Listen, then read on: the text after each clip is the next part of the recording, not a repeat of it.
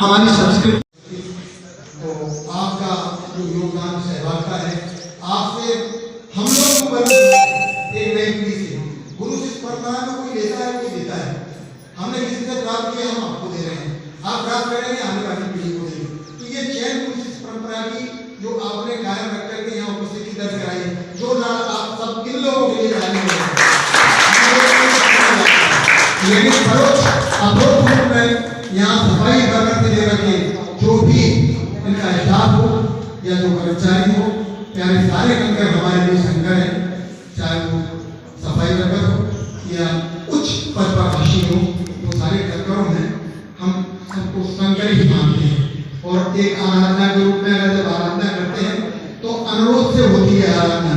तो अनुरोध चाहे छोटा व्यक्ति हो चाहे बड़ा, कोई उसको नकारता नहीं है, वो अनुरोध से हमारी समझता है। जी मैं विषय की पहचान है।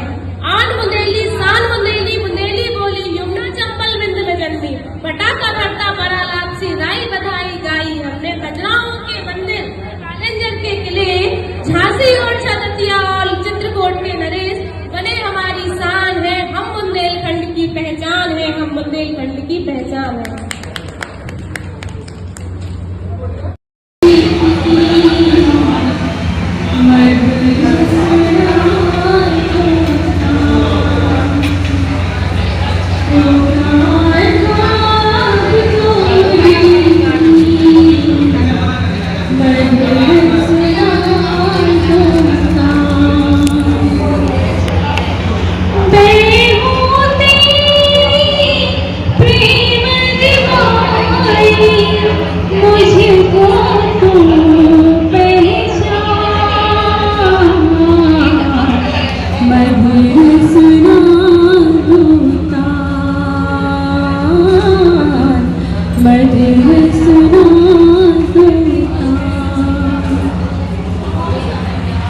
जब से तुम संग मेरे अपने नैना जोड़ लिए,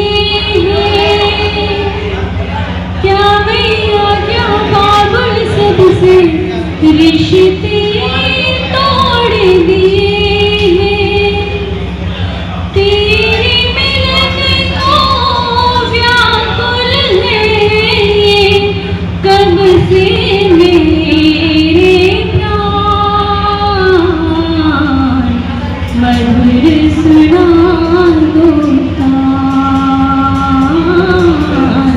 मधुर सुना दोता, पुकार भाव तो मुरली की, मधुर सुना दोता। सागर से भी गहरी मेरे प्रेम की गहराई है, लोक लाज कुल की मर्यादा तज कर मैं तो आई। मेरी प्रीत से ओ निर्मोही, अब न बनो अनजान, मधुर सुना दोता, पुकार भाव को मुरली की, मधुर सुना दोता, मधुर सुना दोता, मधुर सुना दोता। दिखार पर मोड़ल पे लाड़ बताए, कछु बिटियन को मारे डारे, कछु बिटियन को आँख दिखाए पर मोड़ल पे लाड़ बताए। ऐसो जुलमना उन पे करियो तुम, बातों पढ़ियो बिटिया करियो तो बातों पढ़ियो।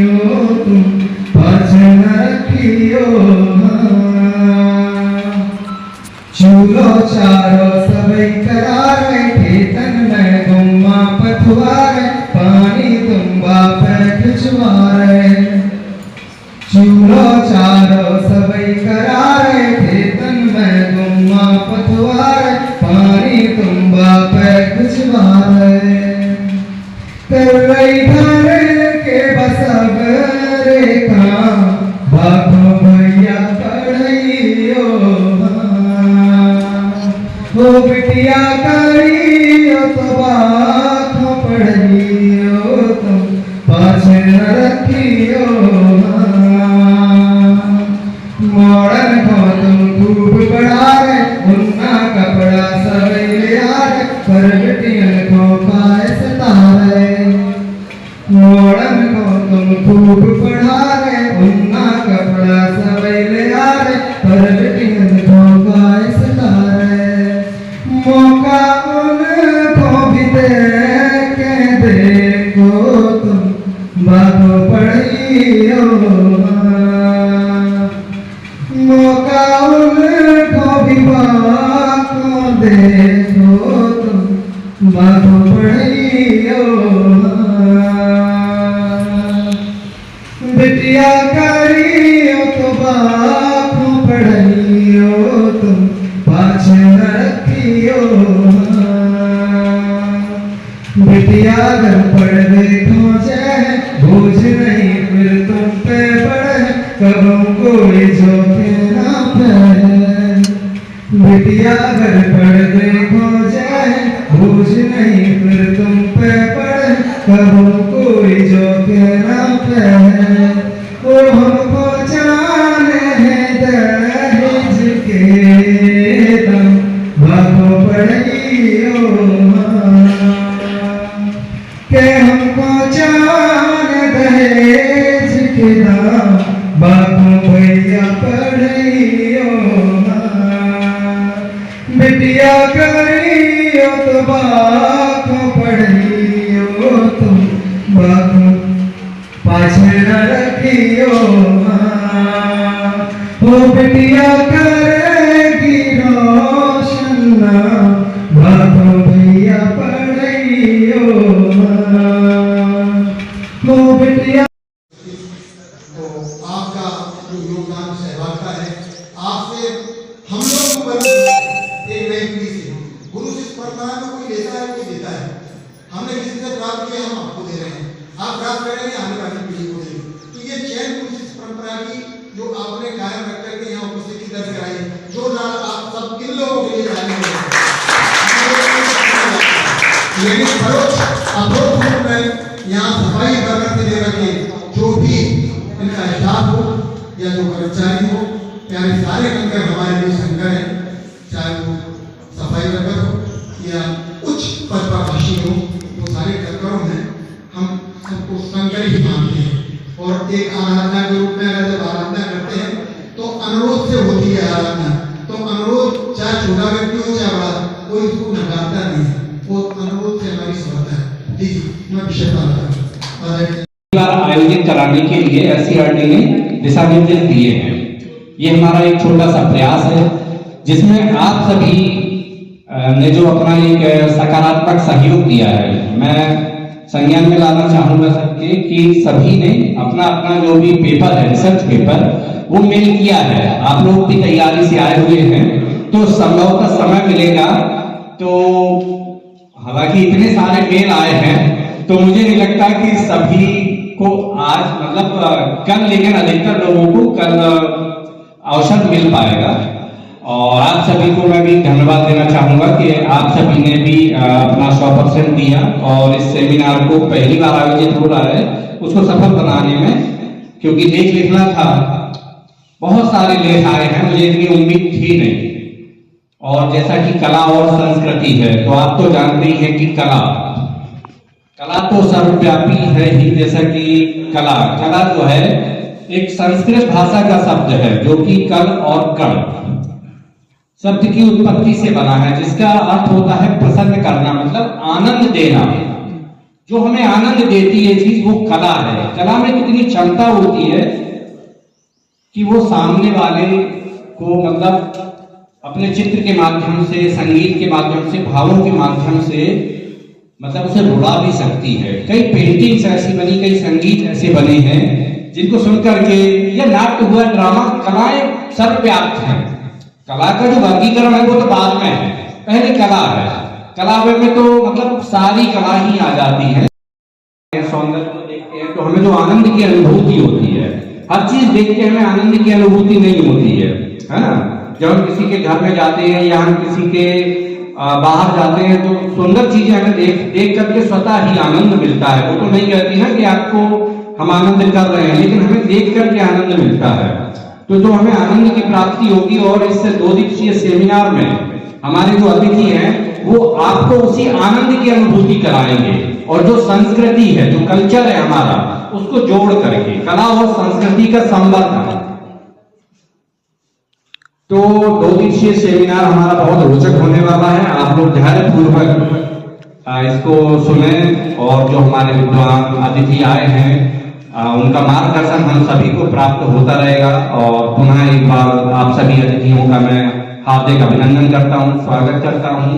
बहुत बहुत आयोजन करके सफलता प्राप्त करना, और उस सफलता के पीछे मांग, अन्य विश्वविद्यालयों की, देश के अन्य विश्वविद्यालयों की मांग उठना कि आप भी हमारा मार्गदर्शन करें। ऐसी ही महामूर्ति पुनीत विशालिया जी है, आदरणीय मेरे बहुत अच्छे मित्र भाई कहें डॉक्टर रामशंकर भारती जी, लोक संस्कृतविद हैं, अध्यापन का इनका कार्य है।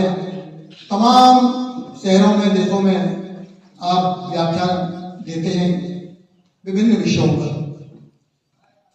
शिक्षक पेशे से जुड़े हैं, बहुत अच्छा अध्ययन है, कभी भी है। और खासतौर से हमारे मेहमान दिल्ली से और झांसी से पधारे हैं, उनके लिए भी कहना चाहूंगा कि उन्होंने इस 2 दिवसीय सेमिनार में अपने आप को यहाँ लाकर इस पार्टिसिपेंट पर, इस भागीदारी में, इस सहभागिता में अपना जो योगदान देने के एक कदम, एक चरण में अपना भी कुछ ना कुछ रूपरेखा किसी ना किसी रूप में परोक्ष या परोक्ष रखी है। आप भी बहुत धन्यवाद के पात्र हैं।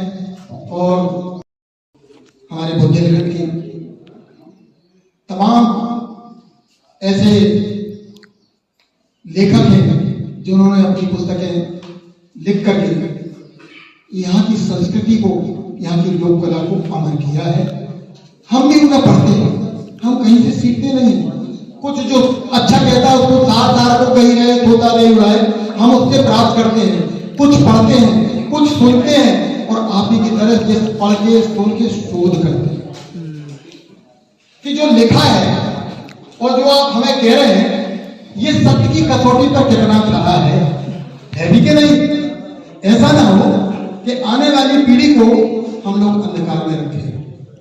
कहीं अगर आप लोगों को व्यक्तिगत तौर पे इस विषय पे बोलना पड़े तो आप ऐसी चीज, ऐसा विषय, ऐसा कथानक, ऐसा प्रसंग ना कह दें। ये पुस्तक है, और उस पुस्तक का हेतु कला, संस्कृति और परिवार। उन्होंने प्रत्येक अध्याय में 3 ही बातें कही, इसलिए उन्होंने कहा बालक, परिवार, विद्यालय। एक चैप्टर कला, संस्कृति, समाज। इस तरह के उन्होंने जो विषय उठाए हैं, क्योंकि हम आप वो काम कर रहे हैं जिसके माध्यम से हम आगे विश्व का भारत बना रहे हैं। अगर हम अधूरे हुए, हमको वो चीज नहीं मालूम हो जो हमको हो सकती है,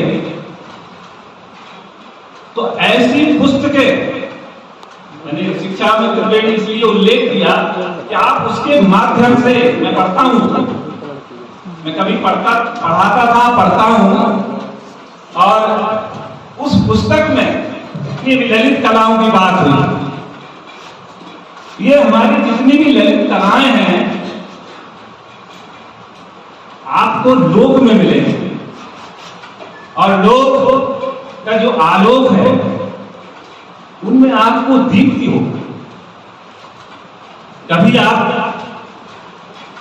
बहुत सारे लोग गांव से जुड़े हैं, मुझे मालूम है, वो आपकी कथा की बता रहे कि गांव परिवेश से जुड़े। सूप बनाने वाले जो हमारे यहाँ समाज है, जिनको बंसकार कहने लगे लोग, आप देखिए सूप, छबुलिया, डलिया कैसे बनती है। जो शिल्प है, दस्तकारी है, आप उस कला में देखिए। और इसके बाद जो लाल रंग का जो लेपन लगाती हैं, जगह जगह उसमें आलेखन करती हैं, क्या मांगलिकता है, क्या सौंदर्य बोध है उस कला में। और वो महिला, वो माँ, वो बेटी, वो बहू किसी विश्वविद्यालय या किसी प्राथमिक विद्यालय की छात्र नहीं, उसको कभी पढ़ा नहीं। आप उनको देखिएगा। मैं दूसरा एक और उदाहरण देता हूं। हमारी अम्मा, हम लोग पीढ़ी से जो लोग गांव से जुड़ी है, चकिया पीसती थी। सबके घर में चकिया, जिसको जनता बोलते हैं। और सवेरे जो चकिया के गीत होते थे, जो भोर की प्रभाती गाई जाती थी, सूरज तो बहुत देर में आ पाते थे। सारे से करेंगे चमक रही और चकिया में तोता लगा के जो गेहूं होते थे, अनाज होते थे, उसको पीसती थी, गाती थी और गाती थी। और गायन में दो चीजें थी जिनको हम आप अभी पाठ्यक्रम में पढ़ रहे हैं, परंपरा से चली आई होगी। और ऐसे ऐसे गीत थे जो हमको संबल देते थे, साहस देते थे, सत्य बोलने की शिक्षा देते थे। गीत बहुत सुनाए अभी असर जी ने, मैं उनकी बात कह रहा हूं। और उन गीतों के माध्यम से वो माँ चकिया पीसते पीसते अपने बच्चों को संस्कार देती थी। ये हमारी संस्कृति का वैशिष्ट है जो परंपरा रूप से चला आ रहा है। कभी नाना लाभे अपील हो जाऊंगा तुझ में, यूं रंगूं तेरी तस्वीर हो जाऊंगा। ये दो से एक करना, द्वंद्व को त्रोहित करना, ये कला संस्कृति का ही उद्देश्य है, यही उसकी अभिप्राय। आप सबको बहुत बहुत धन्यवाद, प्रणाम।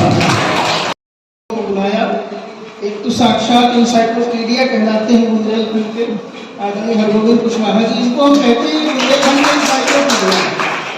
दूसरे लोक भूषण हैं जो वाकई में लोक के भूषण, पन्नालाल अफसर जी। बुंदेलखंड की लोक कला के विषय में कुछ भी जानना हो तो अफसर साहब से मिलिए। और तीसरे ललित निबंधों के विशेषज्ञ डॉक्टर रामचंद्र।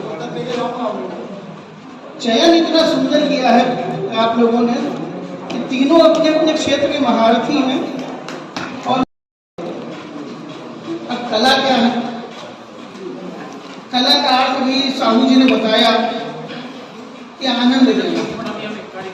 आनंद भी कैसा, ललित कला, सुंदर आनंद देना। और सुंदर आनंद देने के लिए हमारे विद्वानों ने 5 कलाओं को सबसे ज्यादा महत्वपूर्ण माना।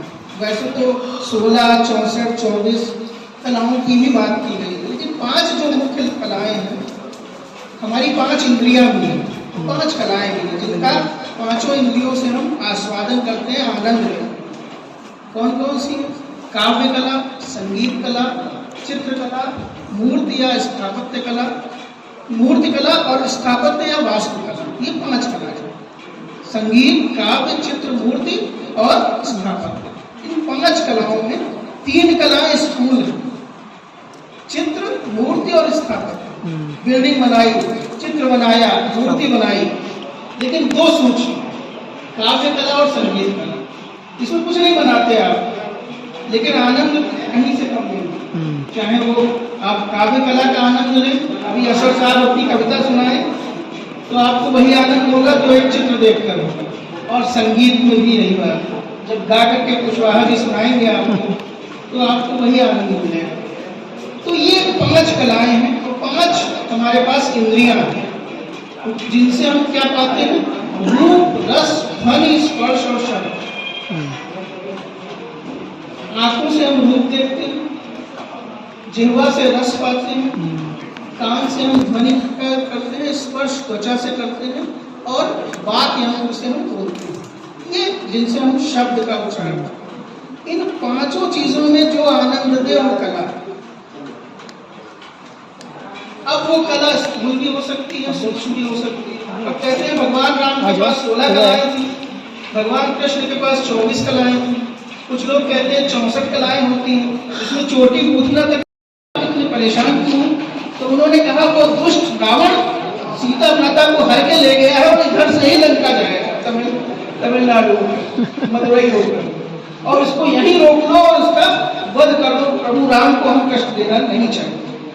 कला का ये प्रभाव, कला का प्रभाव ये होता है कि एक गोपी है, दही संग्रहणीय चीज हो गई आपको मैं साहू जी से भी कहूँगा, वर्मा जी से भी कहूँगा, हमारे यहाँ विद्यार्थी जो भी आता है किसी भी स्कूल से या कहीं से भी, उसको हमारे कुलपति जी कहते हैं एक बार बुंदेली विरासत दीर्घा जरूर देखो, और आते हैं तो हम चाहेंगे आप लोग भी देखिए। बुंदेलखंड का बहुत ज्यादा तो वादा नहीं करता कि सब कुछ दिखा सकते हैं, लेकिन हाँ एक छोटी सी झलक आपको देखनी है, तो वहाँ पर आप बुंदेलखंड की कला, चितेरी क्या है, उसको चितौरी भी कहते हैं, चितौरी में जो इस 2 दिवसीय सेमिनार में यहाँ आप जैसे होनहार आए, आप जैसे होनहार आए, ज्ञान गौरव की बौछार लाए, सबकी तो बात दीगर है, सबकी तो बात दीगर है। आप मंचा सिंह जैसे विद्वान बाहर आए हमारे बीच में, इनको सहेज कर उन्हें बढ़ाना, आगे आने वाली पीढ़ी को देना, उनके बीच में लोकप्रिय बनाना है। इसमें नृत्य, संगीत, रंगमंच, पेंटिंग वो अपनी अमूल धरोहर जो शायद विषय छूट रहा था, हमारे स्मारक उनका भी संरक्षण आता है। कला और संस्कृति के संपर्क में आने से हमारे अंदर आलोचनात्मक, रचनात्मक रूप से सोचने, सीखने और प्रयोग करने की समझ पैदा होती है, जो जीवन में समस्या समाधान में काम आती है। भारतीय लोक कलाएं प्राचीन काल से विविधता और समृद्धि का प्रतीक रही हैं। हमारे यहाँ प्रचलित गीत, संगीत, नृत्य, रंगमंच लोक परंपराओं का अनूठा संग्रह रहा है, जिसने हमारी संस्कृति के सामाजिक विकास में अपना अमूल्य योगदान दिया। जैसा कि हमारे विद्वान अतिथियों ने कहा है, कला संस्कृति की प्रवक्ता रही है। इसी के माध्यम से हमारी संस्कृति हमारे जीवन में अभिव्यक्त होती है। इसमें हमारे वर्षों के इतिहास, विभिन्न धर्मों, जातियों, भाषाओं और परंपराओं का भी संगम रहता है। हम शिक्षक के रूप में, जैसा कि भी हमारे अतिथियों ने आह्वान किया हम सबका, क्या कर सकते हैं? हम कौन सी ऐसे नई जिम्मेदारियां ले सकते हैं शिक्षण के साथ साथ, जो हमें कला और संस्कृति के संवर्धक के रूप में एक पहचान दिलाए। इसके लिए मैं अपने कुछ सुझाव आप लोगों के बीच में रखना चाहूंगा। और यहाँ केवल मैं सुझाव नहीं, आदरणीय चाचा जी जिन्हें मैं कहता हूँ, हरवंत कुशवाहा जी से मैंने उनसे भी बात की थी एक बार। मैं अभी पुनः इस शब्दों के माध्यम से आग्रह करूंगा कि वो क्या कर सकते हैं, वो व्यक्तिगत भी कुछ कर सकते हैं। इसके लिए हम विद्यालयों में कला, संगीत, नृत्य, लोक नाट्य, लोक गायन और शिक्षा, उनका दस्तावेजीकरण कर सकते हैं। प्राचीन स्मारकों, पांडुलिपियों, कलाकारों और उन कलाओं के ज्ञान को संरक्षित होकर नष्ट होने से भी बचा सकते हैं। यदि हम अपने व्यक्तिगत अभिरुचि को देखें, जो हम विद्यालयों से इधर अपने खुद के रूप में क्या कर रहे हैं, तो उसके लिए हमें लोक कलाओं, लोक कलाकारों और उनकी कलाओं का सम्मान करना चाहिए। हम सब देखते हैं हमारे गांव में जो हम शिक्षण करते हैं, बहरूपी आ जाते हैं। आपने कभी सोचा वो एक केवल पैसा कमाने के लिए नहीं आए, वो एक कलाकार हैं जो अपनी कला का प्रदर्शन करने के लिए गांव में आए हैं। हम उनकी कलाओं का, उन कला का सम्मान करने के लिए विद्यालय में ही उन्हें आमंत्रण करें और बच्चों के बीच में उन्हें रखें कि ये देखिए क्या है, एक कला है जो विलुप्त हो रही है। हम फिल्में देखने जाते हैं, लेकिन हम सब में कभी भी हम लोगों ने नौटंकी नहीं देखी, रामलीला में हम नहीं जाते, स्वांग के बारे में केवल मंचासन नाटक जानते हैं, हम में से बहुत सारे लोग जानते ही नहीं। अब जब ऐसी स्थिति है तो हम क्या कर सकते हैं? हमें जो है अपनी इन पारंपरिक कलाओं को सीख कर उनके कला रूप को विकसित कर अन्य लोगों को भी प्रशिक्षण देना चाहिए, क्योंकि हम हैं इसीलिए कि हम ही तो आगे अपनी शिक्षा, संस्कृति और कला को लेके जाएंगे। तो ये भी मेरा एक अनुरोध है कि हम सब कर सकते हैं। आगे अगर मैं देखें और हम क्या कर सकते हैं शिक्षक के रूप में, त्योहारों पर, प्रदर्शनियों में और मेलों में भाग लें। ये भी एक कला संस्कृति के बहुत बड़े क्षेत्र हैं जहां पर स्थानीय कला जो है हम उनको क्षेत्रीय स्तर पर, राष्ट्रीय और अंतर्राष्ट्रीय स्तर पर भेज सकते हैं। आपने देखा होगा राजस्थानी लोकनृत्य कितना प्रसिद्ध है और हमारे यहाँ राई पिछड़ा माना जाता है। उसके